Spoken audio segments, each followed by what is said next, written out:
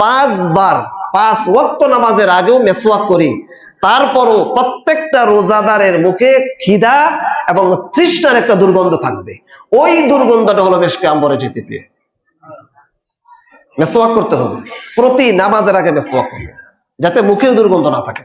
কারণ মুখের দুর্গন্ধের কারণে অন্য মুসল্লি কষ্ট পাবে। যখন আমি সূরা কেরাত পড়বো, তেলাওয়াত করব, তখন অন্য বা তার সাথে কথা বলবো, তখন কষ্ট পাবে। এই জন্য মেসওয়াক করব। সেহরি খাওয়ার পর থেকে ফজরের আজান থেকে নিয়ে মাগরিব পর্যন্ত আমরা কেউ ঔষধ দিয়া দাঁত মাজবো না, ব্রাশ করব না, তাহলে রোজা নষ্ট হওয়ার আশঙ্কা আছে। রোজা রাখলাম, ঘুম থেকে উঠেই ইচ্ছা মতন ক্লোজ আপ পেপসোডিন দিয়া ঠিক মতন ইচ্ছা মতো ব্রাশ করলাম, এটার মিঠা, এটার কেমিক্যালের দুর্গন্ধ বা এটার যে একটা মজা স্বাদ থাকে এটা ভিতরে গেল, রোজা নষ্ট হয়ে যাওয়ার আশঙ্কা আছে। সতর্ক থাকবো রোজা যেন নষ্ট না হয়। কুল্লু আমালি ইবনে আদম ইউদাফুল হাসানাতু বিআশরি আমসালিহা ইলা 700 যিফিন ইল্লা সাওম ফাইন্নাহু লি ওয়া আনা আজজি বি। আল্লাহ বলেন, বান্দা রোজা রাখে আমার জন্য, পুরস্কার দিব আমি। এই জান্নাতে যাওয়ার জন্য অসংখ্য অগণিত দরজা আছে, গেট আছে, ফটক আছে। একটা গেটের নাম আছে রাইয়ান। একটা গেটের নাম আছে কি? এই রাইয়ান নামক গেট দিয়া আমরা রোজাদাররা প্রবেশ করব। সুবহানাল্লাহ। এই গেটটা আল্লাহ তাআলা রাখছেন কেবলমাত্র রোজাদারদের জন্য। রোজা মানুষকে দেখানোর জন্য করা যায় না। এই হাদিসের ভিতরেই প্রমাণ করে, ফাইন্নাহু লি, আল্লাহ বলেন বান্দা রোজা রাখছে আমার জন্য, বান্দা রোজা রাখছে আমার জন্য। কারণ রোজাটা মানুষকে দেখানোর জন্য করা যায় না। এই যে আমরা রোজা রাখছি, এটা দেখানোর বিষয় না। নামাজ পড়া যায় দেখানোর জন্য। আজকে জুমার দিন অনেকেই চলে আসছে, যারা সারা বছরও আসে না। বিবি বলে সবাই চলে গেছে, তুমি যদি না যাও তো সমাজে তুমি চিহ্নিত হয়ে যাবা, তুমি যে বেনামাজি, তাড়াতাড়ি যাও। সেও আসছে বিবির কথায় মানুষকে দেখানোর জন্য, ঠিক না? কিন্তু রোজার পজিশন এরকম নয়। রোজার পজিশন এরকম নয়।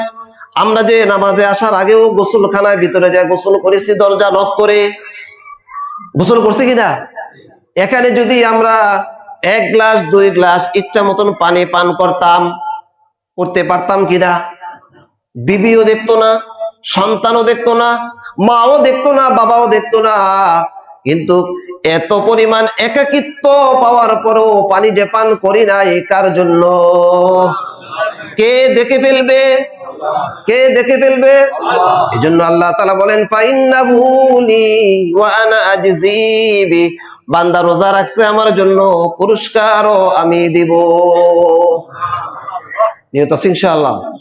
পুরা মাসটা রোজা রাখবো, 1 মাস একটা রোজাও ভাঙবো না ইনশাআল্লাহ। আর গত জুমায় যে বলেছিলাম, আমাদের সন্তানদেরকে এরকম রোজা রাখার শিক্ষা দেওয়া। যাদের বয়স হয়ে গেছে অবশ্যই রোজা রাখার চাপ দেওয়া। রোজা না রাখলে পাক বন্ধ করে দেওয়া। খানা পিনা, তোমার খানা নাই, পিনা নাই, তোমার সাথে সম্পর্ক আমার ছিন্ন। কারণ যেই সন্তান বালেক মেয়ে, বালেক ছেলে রোজা রাখবে না, ফরজিয়ত আদায় করবে না, তুমি আমার সন্তান না, আমার ঘর থেকে তুমি বের হয়ে যাও। আদর দেওয়া তো প্রশ্নই আসে না, সে ঘর থেকে বের করে দিব। আল্লাহ তাআলা এত বড় একটা ফরজিয়ত, যে এখানে আল্লাহ তাআলা বলেন, ফাইন্নাহু লি ওয়া আনা আজজি বি। আর যে ঘরে প্রত্যেকটা ফ্যামিলির প্রত্যেকটা সদস্য যাদের রোজা রাখার উপযুক্ত সময় হয়েছে, বয়স হয়েছে, ফ্যামিলি যখন পুরাপুরি রোজাদার হয়ে যায়, ওই ঘরের উপরে আল্লাহ তাআলা পক্ষ থেকে রহমত বরকত নাজিল হয়। আজকের জুমা আর গত জুমা ব্যবধান আছে কিনা? আজকের জুমার মুসল্লি গত জুমার মুসল্লি বেশ কম আছে কিনা? আজকের আমাদের মধ্যে যে আনন্দ, যে উৎফুল্ল, যে খুশি, গত জুমা এতটুকু ছিল না। এতটুকু কি ছিল না? শয়তান কিন্তু বন্দী। শয়তান কি বন্দী। এজন্য মসজিদে আসাও কি সহজ। শয়তানে কাজ করতে পারে না, বাধা দিতে পারে না। অনেকে দাড়ি কামানো বন্ধ করে দিছে। যদিও দাড়ি শুধু রমজান মাসে কামানো বন্ধ নয়, সব সময়। কারণ দাড়ি রাখা এটা ওয়াজিব। দাড়ি রাখা কি? দাড়ি রাখা ওয়াজিব। আর এক মুষ্টি লম্বা করা সুন্নতে মুআক্কাদা, অর্থাৎ এক মুষ্টি রাখতে হবে। এক মুষ্টির আগে যে কেটে ফেলে, চাষা আর কাটা সমান সমান। চাষা আর কাটা কি? যে অনেকে দাঁড়িয়ে রাখেন আমচুষ, আমের বড়া চুষা ফেললে পরে কিছু থাকে না। আমের পাকা আম যখন আমরা খাই, তখন এটা খাওয়ার পরে বড়ার মধ্যে কিছু আঁশ থাকে না। এই কিছু মানুষ ফ্যাশনে দাঁড়িয়ে রাখে, আর এটাকে আমচুষ দাড়ি বলা হয়। সেও ফাসেক, যে চাইসা ফেলে সেও ফাসেক, যেই পরিমাণ রাখে সেও ফাসেক। দাড়ি রাখতে হবে এক মুষ্টি, এক মুষ্টি দাড়ি যে এর আগে কেটে ফেলবে তার নাম ফাসেক। সে 24 ঘন্টা কবিরা গুনার মধ্যে লিপ্ত। 24 ঘন্টা কবিরা গুনার মধ্যে লিপ্ত। বলেন, যে দাড়ি এক মুষ্টির আগে কেটে ফেলে চেষে ফেলে, সে 24 ঘন্টা কবিরা গুনার মধ্যে কি লিপ্ত। আমি তওবা করতেছি, ইস্তেগফার করতেছি, আল্লাহ মাফ করে দাও, তওবা করতেছি, মাফ করে দাও, তওবাটা সঠিক হচ্ছে না, কারণ আমি এখনো পর্যন্ত কবিরা গুনার মধ্যে লিপ্ত। যে দাড়ি এক মুষ্টির আগে কেটে ফেলে, সে এখনো পর্যন্ত দায়বান কবিরা গুনার মধ্যে লিপ্ত। তার তওবা মরণ পর্যন্ত তওবা করতে পারবে, তার তওবা কবুল হবে। কারণ কি? তওবার উসুল সে মানে নাই। তওবার নিয়ম কি? অতীতে যে গুনাহ করেছি অনুতপ্ত হওয়া, বর্তমানে গুনাহ ছেড়ে দেওয়া, ভবিষ্যতে গুনাহ করব না এই প্রতিজ্ঞা করা। তাহলে যে দাড়ি কাটে, রানিং দাড়ি কাটতেছে, সে তো কবিরা গুনার মধ্যে লিপ্ত আছে, ঠিক না ভাই? তাহলে কবিরা গুনাহ থেকে সে যদি না বাঁচে, তা তার তওবা কবুল হবে? আবার চুলকায়, খাজ্জায়, কেমন জানি লাগে, আস্তাটা ফাসেক। এই কত বাহানা দিয়া তুমি নবীর সাথে, আল্লাহর সাথে তুমি গাদ্দারি করতেছো। এক মুষ্টি দাড়ি রাখার সৌভাগ্য তোমার হয় না। দাড়ি কাটেন কি? খাজ্জাই না, খাজ্জায়। মরার পরে বুঝবা খাজ্জানি কারে কর।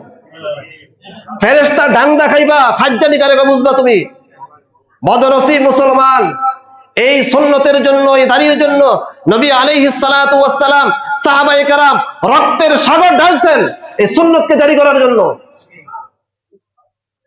মুহতারাম হাজিরিন, তওবা বুঝতে হবে, ছোট থেকে ছোট গুনাহ থেকেও বাঁচতে হবে। আর এটা তো কবিরা গুনাহ, কবিরা গুনাহ। তুমি রব্বে কারীমের সামনে এই দাড়িবিহীন অবস্থা দাঁড়াইবা কিভাবে?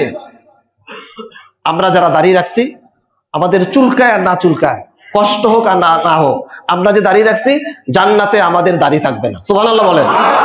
জান্নাতে আল্লাহ তাআলা আমাদেরকে নওজোয়ান করে তুলবেন। আর যারা চুলকানির বাহানা দিয়ে দাড়ি রাখে না, তাদেরকে আমাদের সামনে গেলে ডান্ডা মারবেন। কি মারবেন? ডান্ডা মারবেন। তো সে বলবে, কিও ভাই, একই মসজিদে নামাজ পড়ছিলাম, তুমিও নামাজ পড়ছো, আমিও নামাজ পড়ছি, তুমি দি জান্নাতের মধ্যে নওজোয়ান, আমি এবার কষ্ট করতেছি কেন? পরিষ্কার হয়ে যাবে সবকিছু হাসরের ময়দানে। একই সমাজে, একই মসজিদে, একই কাতারে নামাজ পড়ছো ঠিক, কিন্তু তুমি আমার নবীর সাথে গাদ্দারি করছো, যেহেতু তোমার শাস্তি ভোগ করতে হবে। এজন্য মুহতারাম হাজিরিন, অনুনয়ের সাথে বলছি, যারা এখনো দাড়ি কেটে ফেলি, দাড়ি চেষে ফেলি, আজকে থেকে তওবা করি, এই দাড়ির মধ্যে কেচি আর খুর লাগাবো না। নিয়ত আছে ইনশাআল্লাহ। এই প্রতিজ্ঞাটা আল্লাহ তাআলার সাথে করতে পারি না আমরা?